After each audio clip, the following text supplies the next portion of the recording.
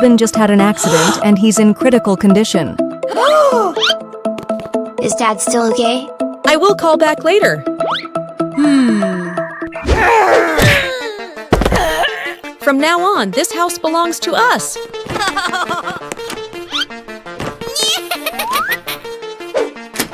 Huh? Oh no.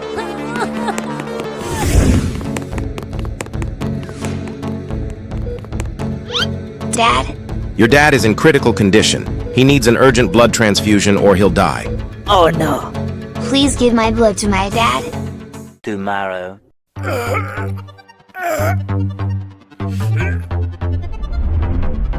Dad?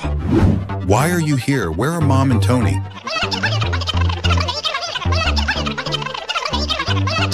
Arr!